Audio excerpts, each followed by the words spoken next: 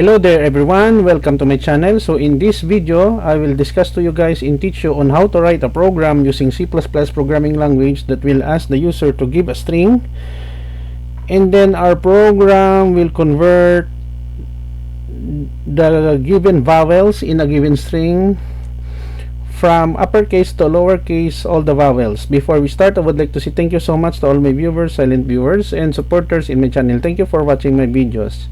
If you are new with my channel and then you like this video, please hit the like button. Don't forget to share, and please support my channel guys by clicking the subscribe button. So let's begin. So we have your sharp include IO stream for input output in C++. So basically this library file is required in every C++ program. Without this you cannot write any C++ program.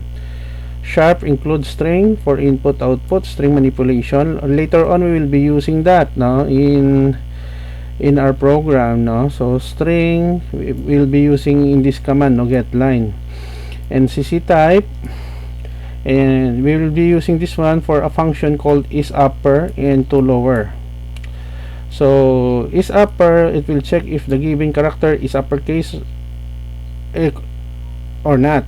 toLower is a function in C++ to convert it to lowercase using namespace std main string input console out new line, the title of our program lowercase vowels in C++, enter a string, get line cn input using for loop statement, and I equals 0i less than input length increment char c input I become checking for converting into string into characters or array.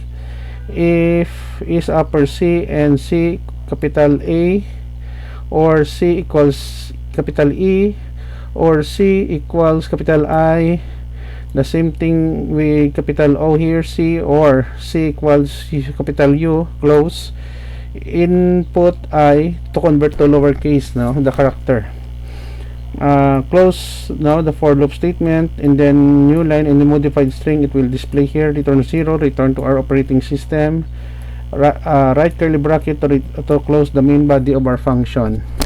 As I said earlier, I will put a link in the video description where you can download the complete source code of our tutorial video for today for free in my two websites. Let us go to our online GDB, click the run button to execute the program.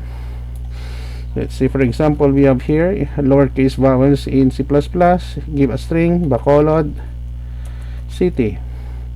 When I press the enter key, so it will lowercase the A, O, I, that are all vowels in the word Bacolod City. Another example, Tagalog language. The string Tagalog language we have here, modified string, A, O, U, and E are being converted to lowercase format. Okay guys, so this is the end of our tutorial video on lowercase vowels in C++ programming language. Thank you so much for watching. I hope that you have learned something new in this tutorial video. As I said earlier, I will put a link in the video description where you can download the complete source code of our tutorial video for today for free in my two websites. Thank you again for your support. Don't forget to like, share, and please support my channel guys if you are new by clicking the subscribe button. See you in the next video tutorial guys. This is your friend Jake saying bye bye for now.